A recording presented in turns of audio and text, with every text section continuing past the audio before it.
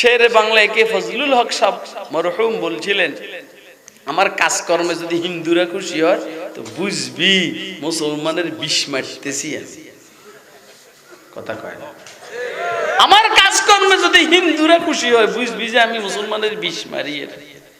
আর আমার কাজকর্মে যখন দেখবি হিন্দুরা অসন্তুষ্ট বুঝবি যে আমি ইসলাম আর মুসলমানের উপকার করতেছি। বেঈমানরা আপনার উপরে আমার উপরে খেপা নয়, বেঈমানরা খেপা হইল শাইখুল ইসলাম আল্লামা আহমদ শফির উপরে খেপা। বেঈমানরা শাইখুল ইসলাম শাইখুল হাদিস আল্লামা জুনায়েদ বাবুনগরীর উপরে খেপা। উম্মতের হক্কানি উলামায়ে কেরামের উপরে খেপা। কারণ বেঈমানরা জানে এই সমস্ত মৌলবীরা ইসলামের পক্ষে কথা বলে, এই জন্য তাদের বরদাস্ত হয় না। আমার কথা আপনারা বুঝেন না? কে কে বুঝতেছেন হাত উঠে দেখান মেহেরবানি।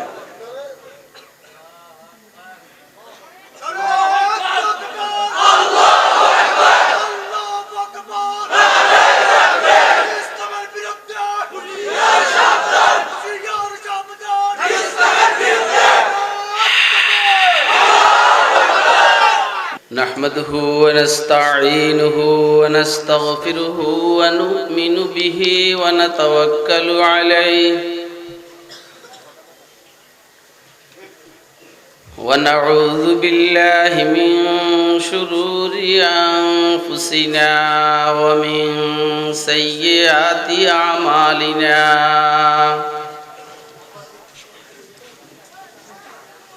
من يهده الله فلا مضل له ومن يضلله فلا هادي له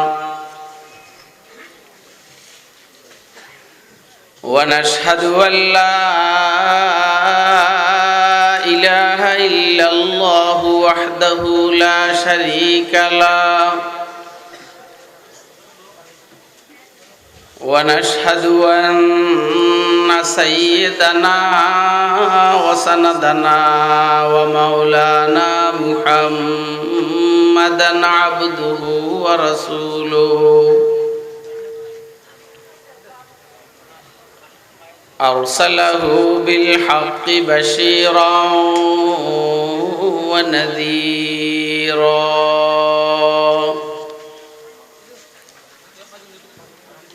وداعيا إلى الله بإذنه وسراجا منيرا اللهم صل على سيدنا محمد وعلى آل سيدنا محمد كلما ذكره الذاكرون وكلما غفل عن ذكره الغافلون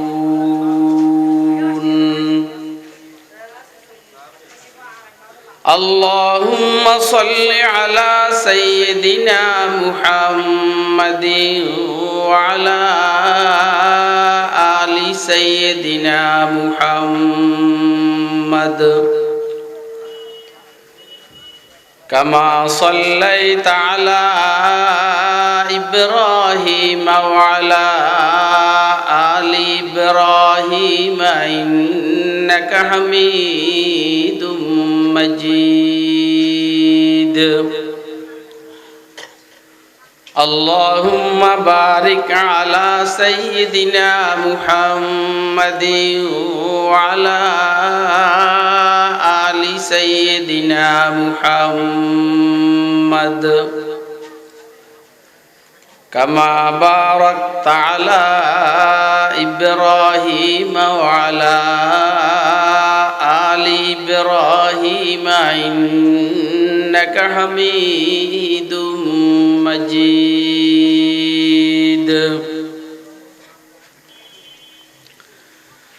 أما بعد فأعوذ بالله من الشيطان الرجيم بسم الله الرحمن الرحيم ولو أن أهل القرى آمنوا واتقوا لفتحنا عليهم عليهم بركات من السماء والأرض ولكن كذبوا فأخذناهم بما كانوا يكسبون وقال سيدنا رسول الله صلى الله عليه وسلم من لزم الاستغفار جعل الله له من كل هم فرجا ومن كل ضيق مخرجا ورزقه من حيث لا يحتسب أو كما قال عليه الصلاة والسلام صدق الله العلي العظيم وصدق رسوله النبي الكريم ونحن على ذلك لمن الشاهدين والشاكرين والحمد لله رب العالمين سبحانك لا علم لنا إلا ما علمتنا إنك أنت العليم الحكيم अंदाज बयां गर्च बहुत शौक नहीं है अंदाज बयां गर्च बहुत शौक नहीं है शायद कि उतर जाए तेरे दिल में मेरी बात शायद कि उतर जाए तेरे दिल में मेरी बात या वसात अफलाक में तकबीर मुसलसल या वसात अफलाक में तकबीर मुसलसल या खाक के आगोश में तस्बीह मुनाजात या खाक के आगोश में तस्बीह मुनाजात वो मज़हब मर्दान खुदा गाहे खुदा मस्त वो मज़हब मर्दान खुदा गाहे खुदा मस्त ये मज़हब मुल्ला जमादात नबातात ये मज़हब मुल्ला जमादात नबातात नहायत काबिल एहतराम मुहतरम सभापति मुअज़्ज़ज़ मुकर्रम हज़रात उलमाए किराम मुरब्बियान इज़ाम बिरादरान इस्लाम पर्दार आलेर मा बोनेरा महफिले उपस्थित स्नेहेर आदरेर छोट कचिकाचारा सर्वस्तरेर तौहीदी जनता अल्लाह पाकेर दया अनुग्रह फजल करम अल्लाह रब्बुल आलामीन आमादेरके चट्टग्राम सातकानिया उत्तर डेमसा मुसल्ली परिषदेर उद्योगे आयोजित आजकेर এই বিশাল তাফসীরুল কুরআন মাহফিলে रब्बुल आलमीन आमादेरके दीनेर निस्बते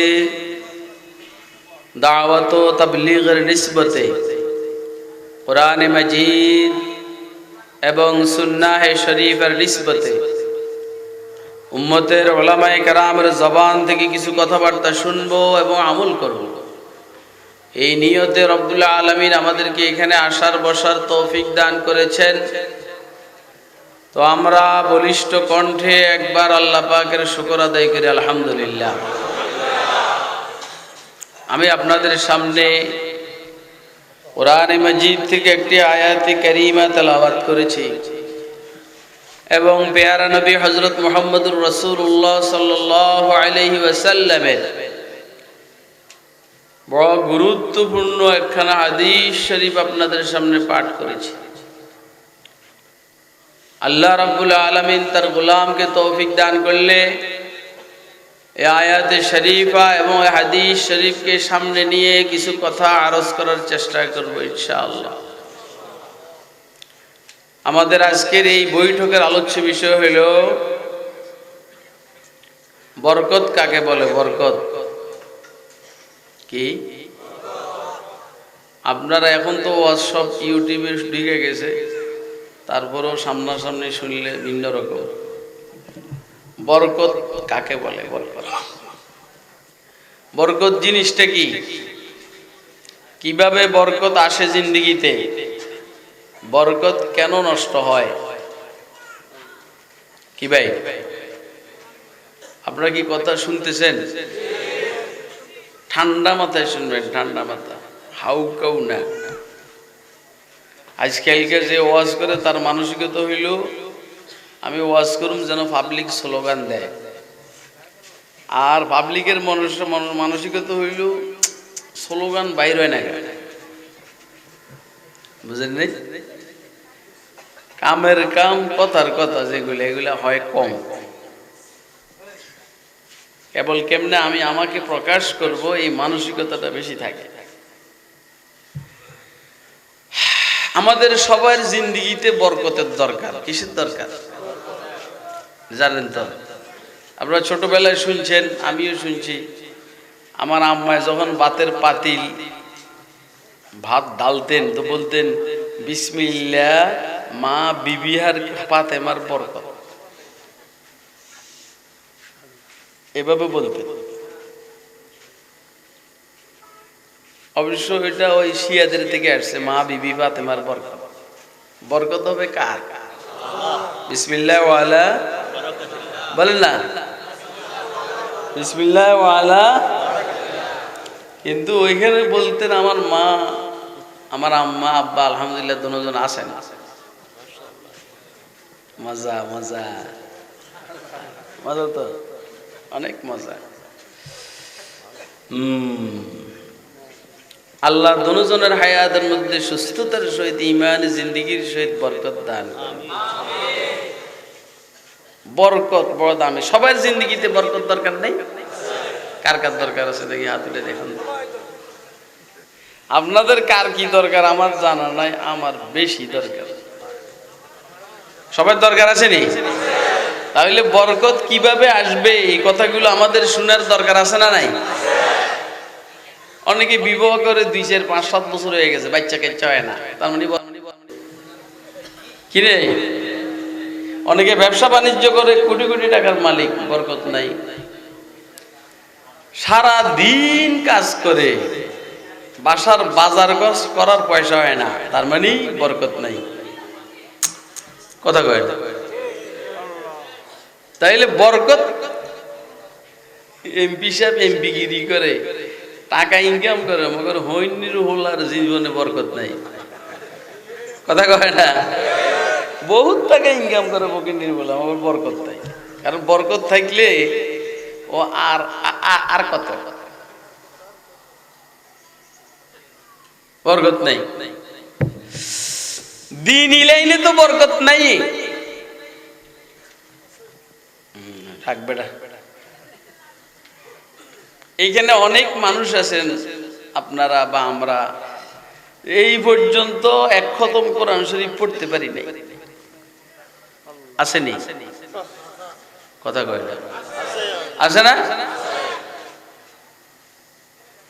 আর আমাদের মাযহাবের ইমাম আযম আবু হানিফা রাহমাতুল্লাহ আলাইহি রমজান মাসে শুধু এক রমজানেই 63 খতম পড়তেন।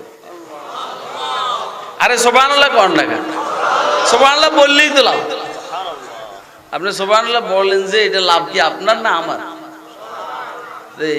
নিজের বুঝ তো পাগলেও বুঝে। এখানে কি পাগল আছে নাকি কে? তাহলে সুবহানাল্লাহ এক রমজানে 63 খতম কোরআন শরীফ পড়তেন। দেখছেন এবারে? আর আমাদের মধ্যে অনেকে আছে পুরা জিন্দিগিতে এক খতম কোরআন শরীফ এই পর্যন্ত পড়তে পারে নাই। এমনি LLB কি ভাই, এমফিল, ডাবল মাস্টার্স, এরপরে এনে কি একটা কুকুরে জিব্বার মতো টানাইয়া হাঁটে, কথা কয় না? আরে কথাগুলো বাস্তব না অবাস্তব?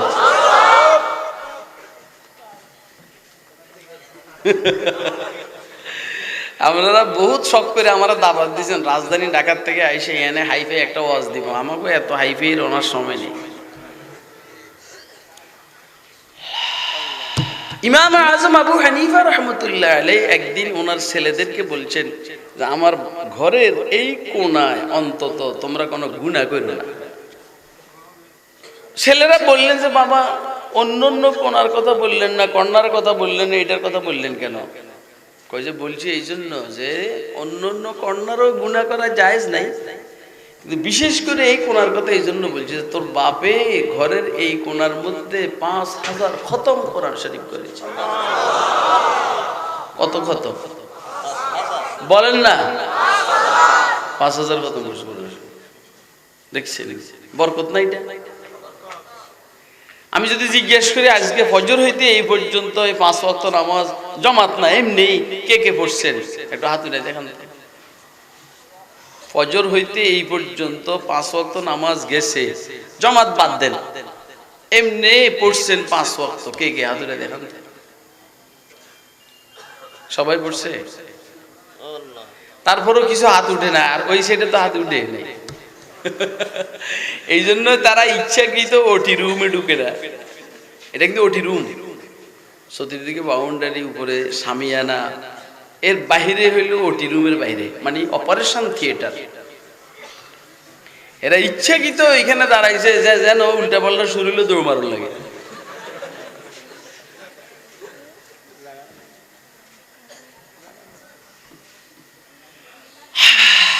তাহলে জিন্দিগিতে বরকত, এই জন্যই এত লম্বা ইবাদত করতে পারছে। ইমাম আবু ইউসুফ রহমতুল্লাহ আলাইহি আমাদের মাযহাবের একজন ইমাম, আইম্মাই সালাসার একজন, ইমাম আজম আবু হানিফা, আবু ইউসুফ, ইমাম মুহাম্মদ ইবনুল হাসান আশ-শাইবানি। ইমাম আবু ইউসুফ ছাত্র পড়াইতেন, খলিফা হারুন রশিদের সময়ের চিফ জাস্টিস ছিলেন। আরো অন্য কাজ করার পরও ডেইলি 200 রাকাত নফল পড়তেন। কত রাকাত? আপনার কি আমার কথা শুনতেছেন?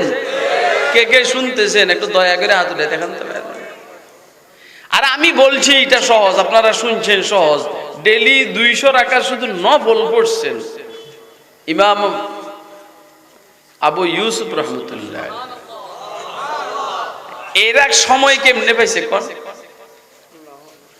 আর আপনি আর আমি আপনার জিন্দিগির হায়াতের মূল্যবান সময় একটা চা খাওয়ার জন্য গিয়া নষ্ট করি কি নষ্ট করি না? বেড়া আলে হাঁটে না, হারা দইন দিয়ে চুলায় চা দোকানে গিয়া ইরান তুরানের ঘটনা কা, তুই ওইখান থেকে তাড়াতাড়ি চা খাই আইসা কোরআন শরীফ তেলাওয়াত করলে সমস্যাটা কি? ওয়াজ বুঝেন না? বুঝেন। আপনারা মোটেও এরকম ওয়াজ শোনার জন্য আসেন নাই, আমিও মোটেও এরকম ওয়াজ করার জন্য আসি না, কিন্তু আল্লাহ আজকে এগুলো বাইর করাইতেছেন। দোষ কি আমার? আমি তো ভালো জিনিস আপনাদেরকে দিতে চাইতেছি, এগুলো বাহির না হইলে দোষ কি আমার নাকি? আল্লাহর দয়া, আমার এই ডিপার্টমেন্টাল স্টোরে অনেক আইটেমের ওয়াজ আছে না, তখন এগুলো বাহির না হইয়া এটা বাইরে হয়ে গেলে আমি তো ভালো খাওয়াইতে চাইতে আছি। আল্লাহু আকবার, আল্লাহু আকবার। এক বেচারা বুজুর্গ কবরের পাশ দিয়ে যাইতেছেন, এখন শুনতেছে কবরের ভিতর থেকে কোরআন শরীফের তেলাওয়াত আর আওয়াজ বাইরেতে আছে।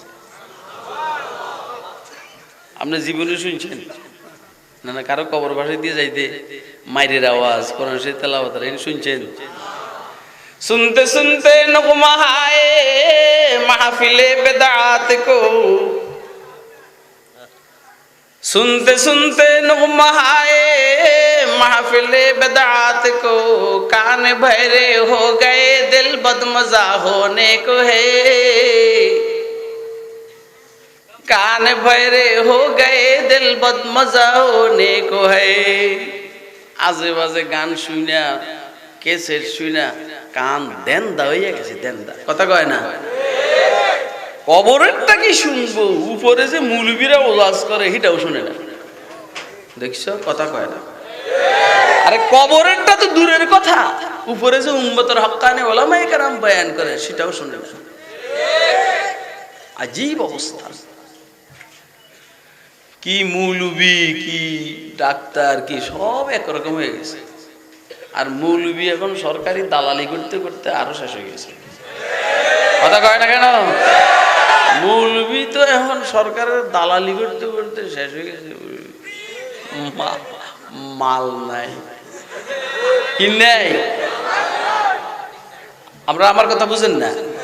রাসূল আকরাম সাল্লাল্লাহু আলাইহি সাল্লাম বলেছেন, আল উলামা উমানাউদ্দিন ইদা লাম ইউখালিতুল উমারা ফাইদা খালাতুল উমারা ফাহুম লুসুসুদ্দিন ফাহদারুহুম।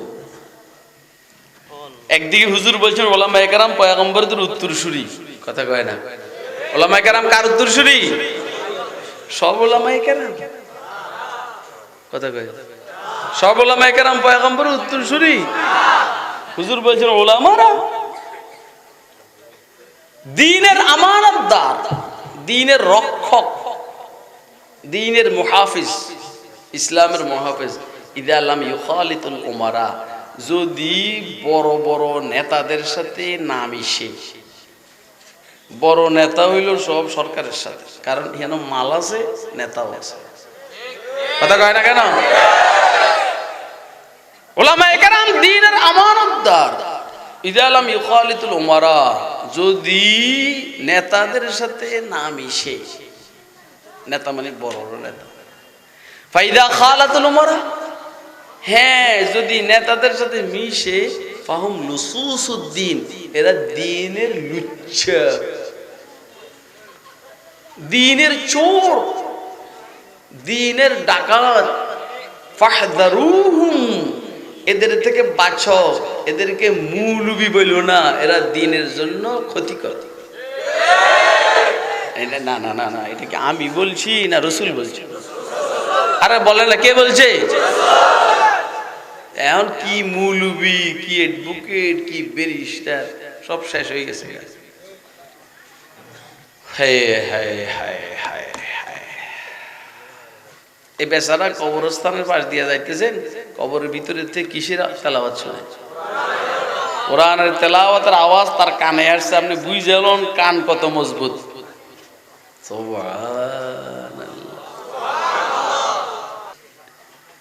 হাকিমুল ইসলাম হযরত কারি তাইয়্যিব সাহেব রাহমাতুল্লাহ আলাইহি এক সাহাবীর কথা বলছেন, কয় যে ওনার কান এত মজবুত ছিল, উনি মাটির মধ্যে কান ফালাইয়া রাখতেন, দুশমন কত দূরে, সংখ্যা কত উনি বলতে পারতেন। মানে গোয়েন্দাগিরির তো একটা সীমা আছে। কান এই মাটিতে রেখে দিতেন, আর শত্রু এইখান থেকে কত মাইল দূরে, সংখ্যায় কত হবে উনি এখান থেকে বলতে পারতেন। দেখছেন নি কান কত মজবুত।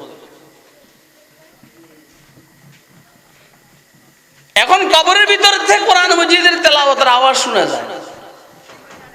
এখন যে বেচারা কবরে তেলাওয়াত করে, ও বেচারার অবস্থাটা কি, মান কত উন্নত, আর যে শুনতেছে তার মান কত উন্নত। আরে দুজন ছাওয়া ছাওয়া, মেয়া মেয়া, 100 কথা কয় না? দুজন ছাওয়া ছাওয়া, মেয়া মেয়া, 100। আমার ওস্তাদ, যার কাছে আমি বুখারী শরীফ পড়ছি, মুহাদ্দিস ওলিউল্লাহ হুসাইনি রাহমাতুল্লাহ আলাইহি, প্রায় বলতেন, কই যে আমি উজানির হযরত বুখারী সাহেব রাহমাতুল্লাহ আলাইহির কবর জিয়ারত করার জন্য যাইতাম, আর হযরতের জিকিরের কারণে আমি কিছু পড়তে পারতাম না। তাহলে ওই বেটা কবরে জিকির করেন আর উনি শুনেন, দুজনের অবস্থাটা কি করে? আর আমারটা তো আর আমি কইতে পারি না, কিন্তু তারপরও পাকে পাকে মুশকিল হয়ে যায়। ওই দিন গেছিলাম কামরাঙ্গীশ্বর মাদ্রাসা ইসলাহি বয়ান, হযরত হাফিজ হুজুর রাহমাতুল্লাহ আলাইহি কবর জিয়ারত করুম, বেশি পারি নাই, কারণ ওইখান থেকে তেলাওয়াত, ওইখান থেকে কি এটা আমার যাক, আর বাড়াইলাম না, সমস্যা নেই। এখন এই কবরের উপরওয়ালা লোকটা জিজ্ঞেস করলো, ভাই তুই কবে থেকে এই কাম করস কবরের ভিতরে? এই যে কথা আপনারা আমার নেতারা যে কবরে যায়, এনে কোরআন শরীফ তেলাওয়াত করবো না শালারা কাল মাইর খেব? আরে কথা কর না কেন? শুধু কাল কি লিখে কোন তো আপনারা? হ্যাঁ কি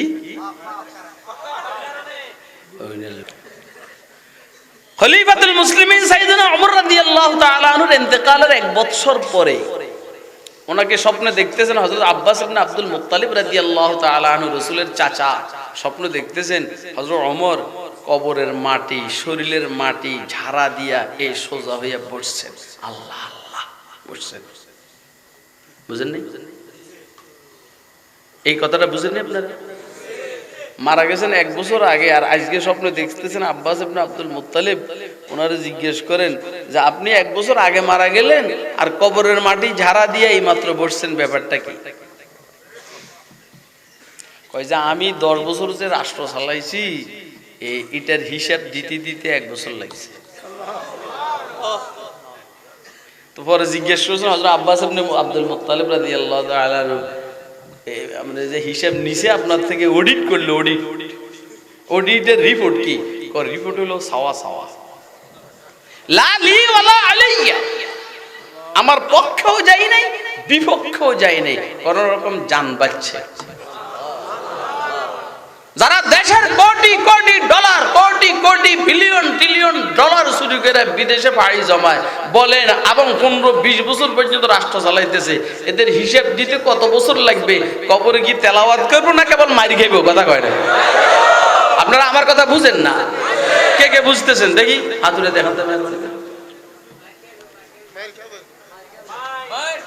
মার মার আল্লাহ আকবার। ওই খেয়াল করুন আমি কোন দিক দিয়ে যাইতে আছি, এটা আমার কইতেই বাবা। খলিফাতুল মুসলিমিন হযরত সিদ্দিক আকবর রাদিয়াল্লাহু তাআলা আনহুর সময় চোর একটা ধরা খাইছে। কি খাইছে? চোর ধরা খাইছে। চোর। আপনারাও বহুত খারাপ। আমাগো নেতারা ভালো ছিল, খারাপ করছেন আপনারা। আমাগো নেতারা যখন আপনাদের কাছে আসে বলে, আপনারা বলেন আমাগো নেতার চরিত্র ফুলের মতো পবিত্র। মিয়া কয়টা পাইছে? এই নেতাগুলার আপনারা নষ্ট। নেতারা কয় এত চুরি, এত ডাকাতি, এত কিছু করার পরও আমাকে যখন চরিত্র নষ্ট হয় না, আদা ঠিক করার দরকার নেই। কথা কয় না কেন? ওমর ইবনুল খাত্তাব রাদিয়াল্লাহু সিদ্দিক আকবরের সময় চোর একটা ধরা গেছে, এখন শাস্তি হলো হাত কাটা। চোরকে আমার আল্লাহ মাফ করে দেন, আমি জীবনে একবার মাত্র চুরি করছি, আল্লাহ আমার মাফ করে দেন, আমি আর চুরি করব না। সিদ্দিক আকবর রাদিয়াল্লাহু তাআলা আনহু ওনার যে মজলিসে শুরা, অ্যাসেম্বলি, এদেরকে ডাকাইছেন, তার মধ্যে ওমর ইবনুল খাত্তাব আছেন। তো হযরত ওমরকে জিজ্ঞেস করছেন, বলেন তো এরকম কোন রেওয়ায়েত আছে নি একবার চুরি করলে মাফ করে দেওয়া যায়?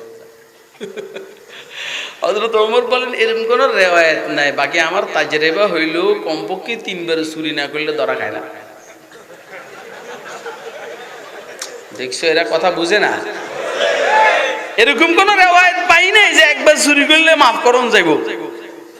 কিন্তু এটা আমার অভিজ্ঞতা। হযরত ওমরের মেজাজের সাথে নবুয়তের মেজাজের মিল। হযরত ওমর বলেন এটা আমার অভিজ্ঞতা, 3 বার চুরি না করলে ধরা খায় না। আপনি দেখবেন সমাজের মধ্যে যে কোনো অপরাধী কমপক্ষে 3 বার অপরাধ না করলে ধরা খাবে না।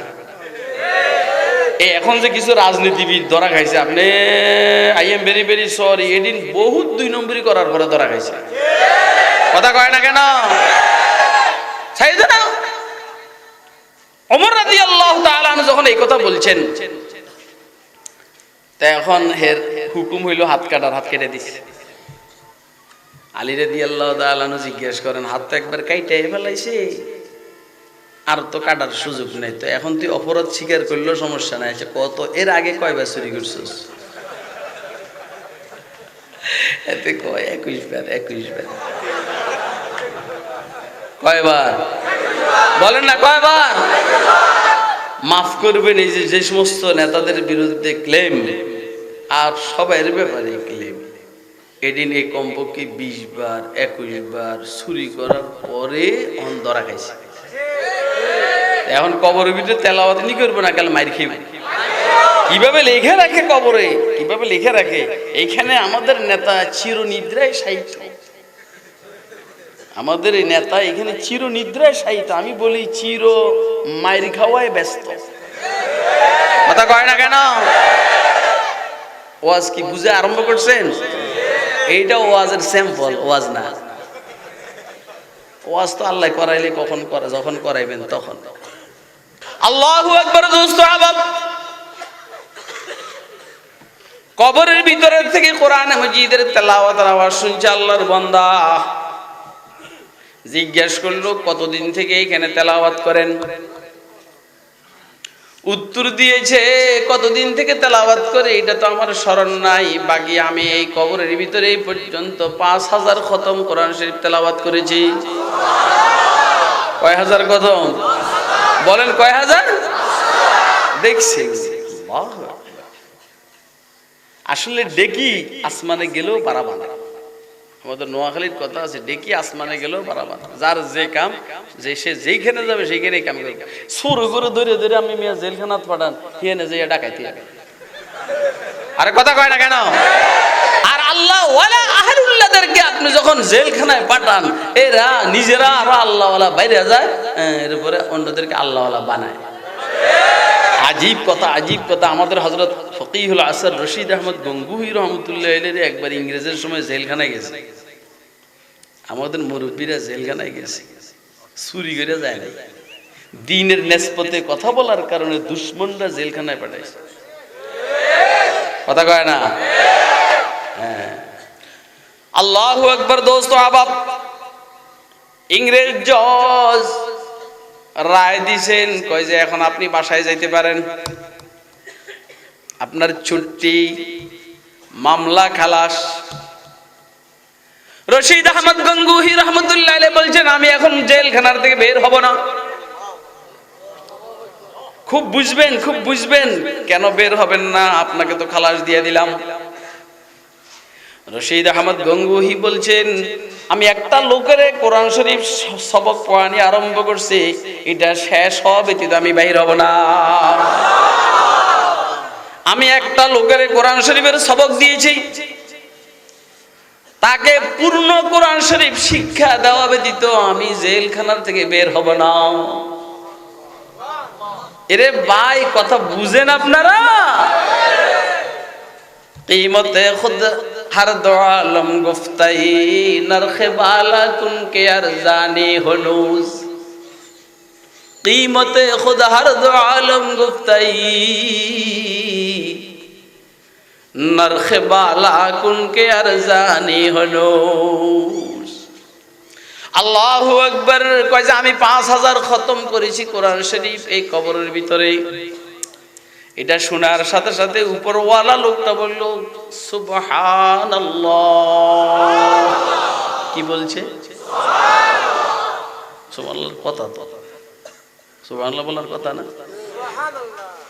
একটা লোক কবরের ভিতরে 5000 খতম কোরআন শরীফ পড়ছে, এটা শুনলে কি করবেন আপনি? কারণ আপনি তো আপনি পড়বে না। যে লোকটা দিনদার নেককার, ওই কি ওইখানে কি তেলাওয়াত করবো না ঘুমাইবো?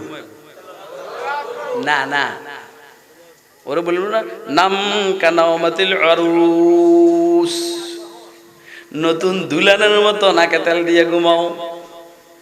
হে গো আমি ঘুমাবো না, আমি তেলাওয়াত করব লা ইলাহা ইল্লাল্লাহ।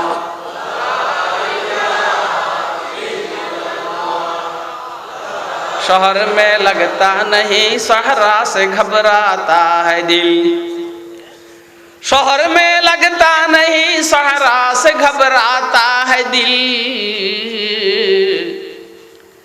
अब कहाँ ले जाके बैठो ऐसे दीवाने को हम ला इलाहा इल्लल्लाह।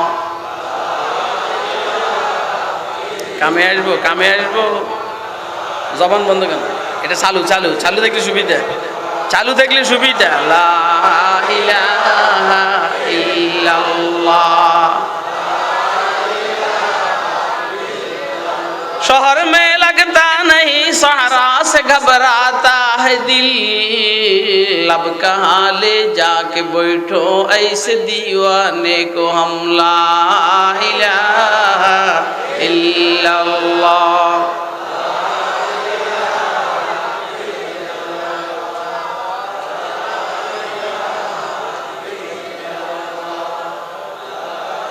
ला इलाहा ইল্লাল্লাহু মুহাম্মাদুর রাসূলুল্লাহ। এরে ভাই লাভ না ক্ষতি কোন তো? কোন দিক থেকে ওয়াজ করুন তাল পাই না শুনালো। আমি আমার হায়াতের কত মূল্যবান সময় নষ্ট করি না ভাই, কথা কয় না? এই আমি যেইখানে জুমা পড়াই মোহাম্মদপুর বাস স্ট্যান্ড আল্লাহ করিম জামে মসজিদ, আলহামদুলিল্লাহ এখনো আপনারা আমার মসজিদের মুসল্লির সমান হবে না, হয়তো একতলার সমান হবে না, বড় মসজিদ। তো নামাজের পরে আমি একটু মিম্বরের সাথে হেলান দিয়ে বসি, জুমার নামাজের পরে এসে দেখা করে, মুসাফা করে, আবার হাদিয়াটা দিয়েও দেয়, সে জিজ্ঞাসা করে। তো একজনে আসতেছে আমার এদিকে, আগে আগে এসে কয়, হুজুর আমার এই বন্ধু এই রাশিয়ার এক ভার্সিটির প্রফেসর, আপনার সাথে একটু কথা বলি, বাকি একটু সমস্যা, একটু জন বলছে একটু সমস্যা। তো আমি তার দিকে একটা নজর দিলাম, মানে আমার রাডারটা ওই দিকে ফিট করলাম, আমি বুঝছি কি সমস্যা। আরো বেশি বুঝছি, আইসা আমার এক হাত দিছে। কয় হাত? আমি দিছি এক আঙ্গুল। এ আমার দিছি কয় হাত? মুসাফা করিবার জন্য হাত কয়টা? আমি চিন্তা করলাম এ দিছে এক হাত, আমি আর একটু কমাইয়া দিই, এক আঙ্গুল দিছি। বুঝেন না কথা? তারপরে ও বুঝা বলাইছে, আইসা কয়, হুজুর আমি আপনার থেকে আমি কিছু সময় নেব। আমি বললাম আপনি আমার থেকে কতক্ষণ সময় নেবেন? কয় যে আমি আধা ঘন্টার সময় নেব। আমি বললাম আমি আমার জীবনের আধা ঘন্টার সময় আপনাকে আমি দেব, এক শর্তে প্রতি মিনিট 10,000 টাকা আপনি আমাকে দেবেন, অর্থাৎ আধা ঘন্টার সময় আপনি আমাকে 3 লক্ষ টাকা দেবেন। যদি আপনি আমাকে আধা ঘন্টার সময় 3 লক্ষ টাকা দেন, তা আমি আপনাকে আধা ঘন্টার সময় দেব। কয় হুজুর আমি তো আপনার এই কথা বুঝি নাই। আমি বললাম যে এত সহজ কথা আপনি বুঝেন না, আমি আধা ঘন্টা কথা বললে আপনি কিচ্ছু বুঝবেন না। আরে কথা কয় না কেন? আরে বেটা সময়টাকে তোর বাপের না আমার, ওই মিয়া সময়টা কার? আমার 60-70 বৎসর যে হায়াত আমার, এর থেকে সে আধা ঘন্টা নিয়ে যাবে বিনা পয়সায়? আমি বলছি না, তুমি আমাকে 3 লক্ষ টাকা দিলে আমি আধা ঘন্টার সময় তোমার কাছে বিক্রি করব। আমি অনেক কম বলছি না, কারণ আমি এক সেকেন্ডে যদি নাকি সুবহানাল্লাহ 10 বার পড়ি, প্রতি 10 বার সুবহানাল্লাহ 10টা গাছ হবে জান্নাতে। আমি সুবহানাল্লাহ কর না কেন? আমাকে বুঝে পাইছে নাকি আমি আমার হায়াতের মূল্যবান সময় হেরে এমনি দিয়ে দিব? জন কইছি আমি যে তুমি আমার আধা ঘন্টার সময় কিচ্ছু বুঝবে না, এটাই জন বুঝলেন। যাই গিয়ে আমি জান কেন? না না, আমি হাসার জন্য আপনাকে কথা বলি নাই, আমি আপনাকে বাস্তবতার নিরিখে কথা বুঝাইবার চেষ্টা করছি। কি ভাই, আমরা সিল্লাইয়া ওয়াজ করার মতো এখন আর সময় নেই, এর দরকারও নাই। সিল্লাইয়া মানুষ জমিনে বহুত তৈরি হয়ে গেছে। আল্লাহু আকবার। দোস্ত হাবাব, ও বলছে 5000 খতম কোরআন শরীফ তেলাওয়াত করেছে কবরের ভিতরে, আর এই বলছে সুবহানাল্লাহ। কবরওয়ালা বলছে ভাই তুই আমার 5000 খতম কোরআন শরীফ নিয়ে যা, তোর সুবহানাল্লাহটা আমারে দিয়ে দে। আসল কথাটা বুঝছে না? কবরওয়ালা বলছে তুই আমার 5000 খতম কোরআন শরীফ নিয়ে যা, তুই আমারে তোর সুবহানাল্লাহটা দিয়ে দে। বেঈমানরা আমাদেরকে বলে তোরা কোরআন শরীফ পড়িস না, তোরা বাইবেল পর, ইংরেজি শিক্ষায় শিক্ষিত হ, তোর ছেলে মেয়েকে স্কুলে পড়া, তোদেরকে বেতন দিব, এরপরে আটা দিব, গম দিব, কত কি দিব, কোরআন শরীফ পড়িস না। কিরে ব্যাপারটা কি? বেঈমানরা আমাদেরকে কোরআন থেকে বিরত রাখতে চায় কেন? তাদের শিক্ষা আমাদেরকে শিক্ষিত করতে চায় কেন? দাল মে কুছ কাল হ্যায়, বুঝেন নাই আপনারা কথা? ডাল মে কুছ কাল হ্যায়, আমারটা সে নিতে চায়, তারটা আমারে দিতে চায়, বুঝতে হবে আমার এটার দাম বেশি, কথা কয় না? ওদের গাও হারে সাবেদানাদ আবেদানাদ জওহরি, কদরে গাও হারে সাবেদানাদ আবেদানাদ জওহরি, কদরে গুল বুলবুল বেদানাদ আবেদানাদ শাহপুরি, কদরে গুল বুলবুল বেদানাদ আবেদানাদ শাহপুরি। আল্লাহু আকবার।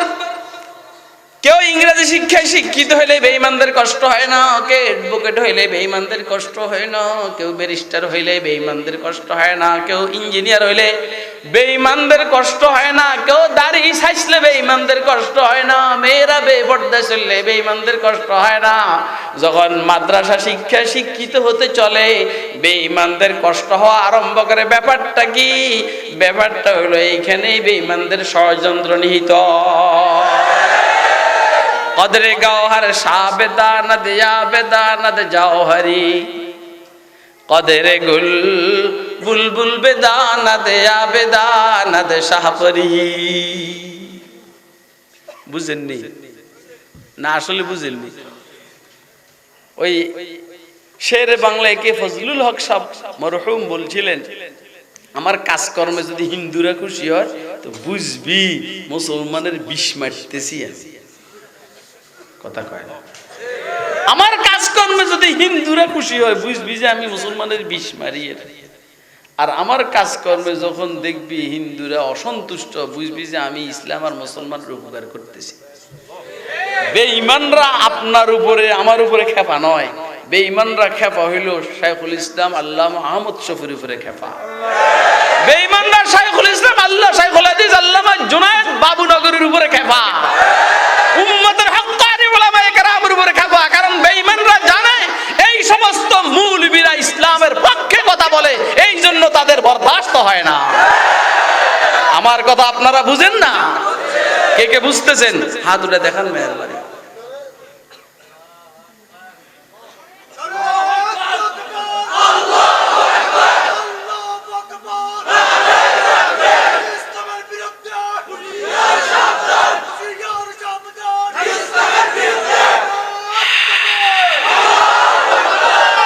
না না, আপনি আসলে কি কথা বুঝে আরম্ভ করছেন? কি রে বাবা, ওর কয় যে তবলিগ নিয়ে সমস্যা নেই। আরে আমি যখন যে বছর দেওবন্দ যাইতেছি, ওই জানি কি বেনাফল বর্ডার ক্রস করতে আছে, আমার সাথে তবলিগি দোস্তরাও যাইতে আছে, আমিও যাইতে আছি। হেরা বুঝছে এটা তালিবুল ইলম আর এরা হইল তাবলিগি। হেদের কোনো চেকআপ টেকআপ করে না, সব চেক আমারে করে। তবলিগলারা কব কি যে আমাদের উপরে নসরত নাযিল হইছে। কথা খুব বুঝবেন মিয়া। হেরা মনে করবে যে আমাদের উপরে নসরত নাযিল হইছে। আর এই হুজুর যে মাদ্রাসা দারুল দেওবন্দের ছাত্র তালিবুল ইলম স্টুডেন্ট, এটা সমস্যা, আল্লাহর নসরত নাই। ঘটনা এটা না বেটা, ঘটনা বেঈমানরা তোদেরকে কোনো পার্সন মনে করে না। বেঈমানরা মনে করে এগুলারে যেদিকে ঘুরে সেদিকে ঘুরবে, কিন্তু দারুল দেওবন্দের একজন ফাজলকে এই দিক থেকে সেই দিকে ঘুরাইতে সরকারের কি বলা হয় কলিজার পানি শুকিয়ে যাবে। কথা কয় না কেন? আপনাকে আমার কথা বুঝেন? আপনারা টের পাইছেন, দেখছেন নি বেঈমানরা ষড়যন্ত্র করি দাওয়াত তাবলীগের শেষ মাথায় বেঈমানদের দালাল বসাইয়া দিছে। কথা কয় না কেন? প্রায় দেশের সরকার চায় মৌলবীদের একটা গোষ্ঠী যেন সরকারের দালালি করে, কথা কয় না? আল্লাহ আমাদেরকে যেই কোনো প্রশাসনের দালালি থেকে হেফাজত করো, আমিন বলেন, আমিন বলেন। দালালের হাসর হবে দালালের সাথে, আর আহলে হক উলামায়ে কেরামের হাসর হবে রাসূলের সাথে, কথা কয় না কেন? বুঝবেন, বুঝবেন, এখনো বুঝে না আসলে ভালো করে বুঝবেন। আল্লাহু আকবার। কবরওয়ালা বলছে, ভাই তোর 5000 খতম, আমার 5000 খতম কোরআন শরীফ তুই নিয়ে যা, তোর সুবহানাল্লাহ আমারে দিয়ে দে। এতে কই কি রে, কোথায় 5000 খতম আর কোথায় একটা সুবহানাল্লাহ? তখন জিজ্ঞেস করছে, ভাই ঘটনা কি, তুই আমার এই সুবহানাল্লাহর জন্য এত পেরেশান কেন? আমরাও ইহুদি খ্রিস্টানদেরকে, হিন্দুদেরকে, ভারতের মুডিকে বলবো, কি রে তোরা আঙ্গ কোরআন শরীফের লেগে এত ব্যস্ত কেন? আমরা কোরআন শরীফ পড়ে বাতে মরি না, বাতে বাসি, তোকে এত দরদ কেন? আমরা কি তোদের কাছে টাকা চাইছি? তোদের কাছে রিজিক চাইছি? আমাদের কওমে মাদ্রাসার কোন মৌলবী সরকারি চাকরির পিছনে ঘুরছে? আমরা মসজিদে ইমামতি করি, মাদ্রাসা পড়াই, আল্লাহ বিল্লাহ করি, এগুলো খাইয়ে আমরা হজম করতে পারি না। দেখছো ওরা কথা কয় না কেন?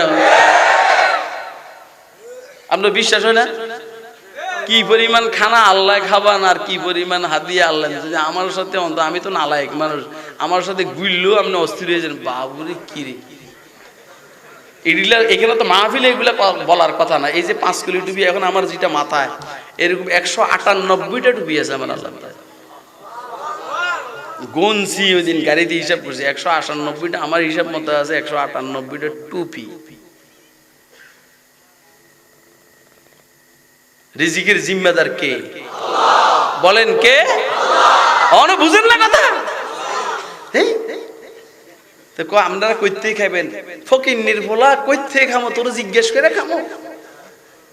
কয় মৌলবীদের ক্যারিয়ার কি? মৌলবীদের ক্যারিয়ার কি? তোর ক্যারিয়ার কি? কথা কয় না কেন? কয় মৌলবীদের ক্যারিয়ার কি? মৌলবীদের ক্যারিয়ার কি? ও ফকির নির্ভলা, তোর ক্যারিয়ার কি? তোর ক্যারিয়ার হলো দুনিয়াবি, দুনিয়া গুছানো, আর মৌলবীর ক্যারিয়ার হলো আখিরাত গুছানো। কথা কয় না কেন? আখিরাতের ভিতরে দুনিয়া আছে, দুনিয়ার ভিতরে আখিরাত নাই। খেয়াল করবেন, 100 টাকার নোটের ভিতরে 10 টাকার 20 টাকা আছে, 10 টাকার 20 টাকার ভিতরে 100 টাকার নোট নাই। আখিরাতের ভিতরে দুনিয়া আছে, দুনিয়ার ভিতরে আখিরাত নাই। ফকিন্নির ফুলারা দুনিয়ার পিছনে ঘুরাও দুনিয়া পাস না, আমরা আখিরাতের পিছনে ঘুরে আখিরাতও পাইতে আছি, আল্লাহর রহমতে দুনিয়াও পাইতে আছি। কথা ঠিক না বেটি? কার কার বুঝে আসতেছে হাত উঠে দেখেন না।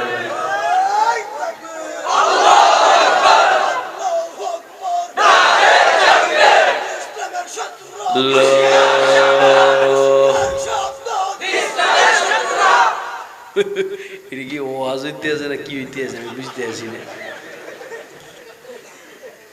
আমি তো এদিন বলার জন্য বসি নাই, বসছিলাম আমি মনে করছি সাদা সিধে কিছু কথা, মনে তো সাদা সিধে আবার যে হঠাৎ করে এরকম গিয়ার বাইরে যাবে কি জানি।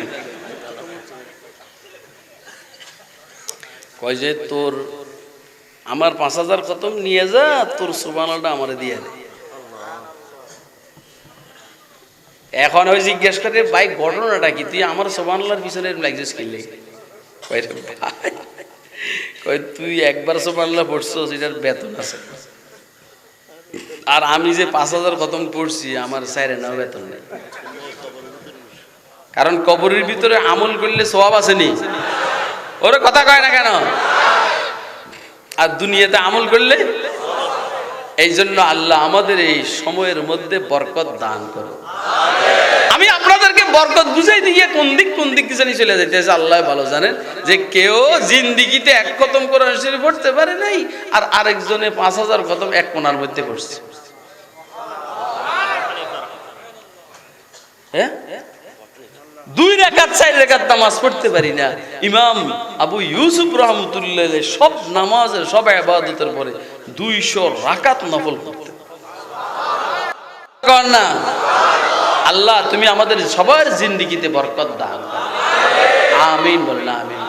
আচ্ছা এই সমস্ত বরকতের ওয়াজে কাম হবে না, আমাকে মূল হইল টাকা পয়সার বরকত। আমাকে মূল দান হইল কি হুজুর টিয়া পয়সার কথা কয় না, হুজুর টাকার কথা না কইবে। দরপসে হার লিকচার আখেরে চান্দাইস, আমারও তো দান দেয় জানি কত টিয়া দেয় হাদিয়া। হায় হায় দরপসে হার লিকচার আখেরে চান্দাইস, মর্দ আখের বি মুবারক বন্দাইস। ওই যে এতে একটা গান কইছি না ছেলেটা, কইছিনি? হ্যাঁ, আমাকে দেশে এরকম বড় হুজুর একটা আছে দুনিয়ার উল্টা পাল্টা করতে। বড় হুজুর রিশতে আমাকে বুঝতেছেন তো আপনারা, সব কথা তো ভাঙ্গিয়া কোন জানা।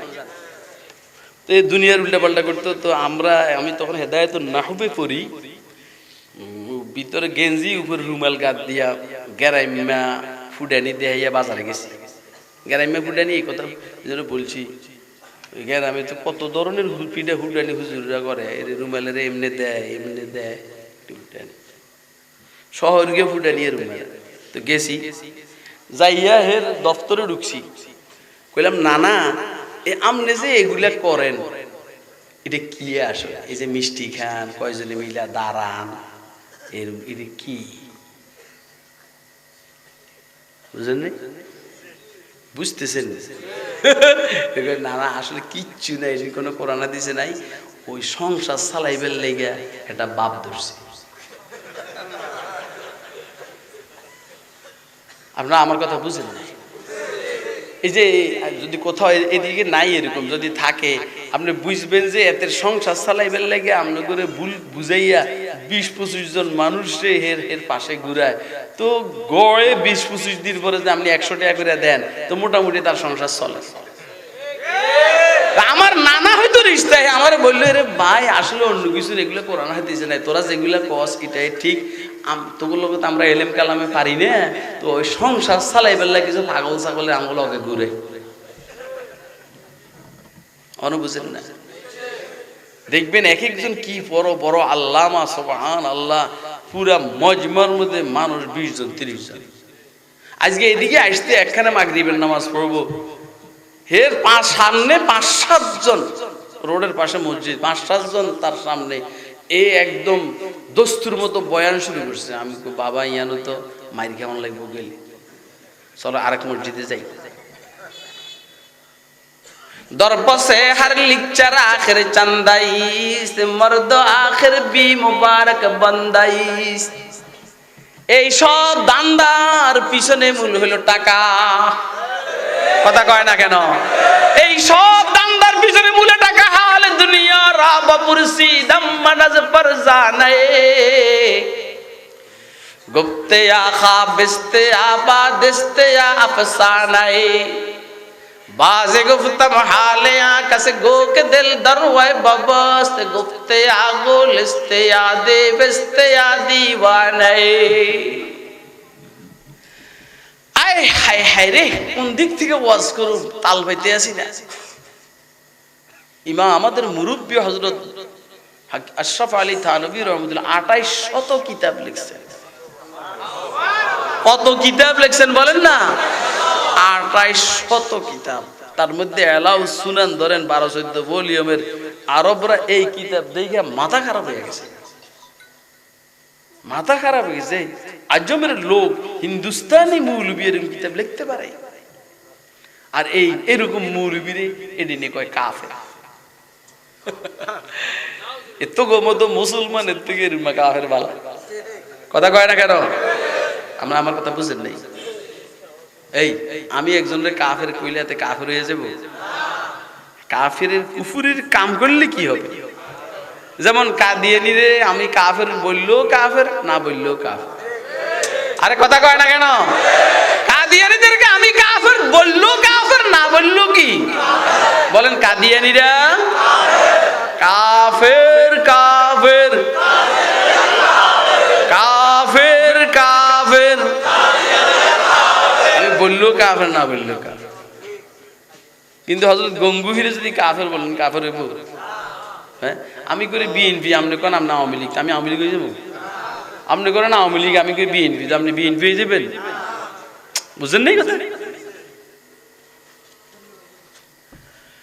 আল্লাহ বরকত কাকে বলে? বরকত বরকত বলে অল্পতে সমস্যার সমাধান হয়, এটাকে কি বলে? এই যে 4-5 হাজার টাকা 7 হাজার টাকা বেতন পায়, সংসার আরামসে চলে, কথা কয় না? চলেনি ভাই? আপনি আপনার এলাকার হুজুরে আরো পাশাপাশি মাদ্রাসার হুজুরে জিজ্ঞেস করেন কেমন আছেন, কি কইব? বলেন কি কইব?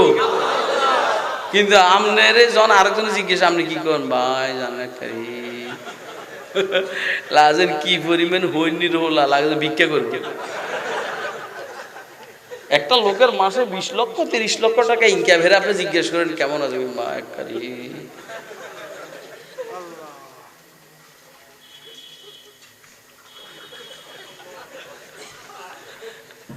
কথাগুলো ঠিক নেই। এতে এরম করে গিললে এদের জিন্দগিতে বরকত নেই, এদের জিন্দগিতে কি নাই, আর এর জিন্দগিতে কি আছে? এই জন্য এর জন আপনি বলেন কেমন আছে? আলহামদুলিল্লাহ, অনেক আরামে রাখছে। কি ভাই আপনারা ভালো আছেন নি আল্লাহর রহমতে? কে কে ভালো আছেন একটা হাতুটা দেখাতে মেহরবানি করে। এটা অন কইতে আছেন, এটা ঠেলা চলে, অল্প পিঠে বেড়াল গাছে উঠে না, অল্প পিঠে বেড়াল গাছে উঠে না, কুকুরের লোকে একজন না পারে তো লাভ দিয়ে গাছে উঠে। আপনারাও যে কইতে আছেন অনেক ভালো আছেন, এটা আমার ওই ঠেলা চলে কইতে আছে, কথা কয় না কেন? অল্পতে জরুরত পুরো হইলে এটার কি বলে? সামান্য জিনিসে বেশি মানুষের প্রয়োজন পুরা যায়, এটা কি বলে? এর বরকত বলে না? এইগুলা ঘটনাগুলো আপনারা জানেন, আমি শুধু কেবল এমনি চাষ করতে আসি।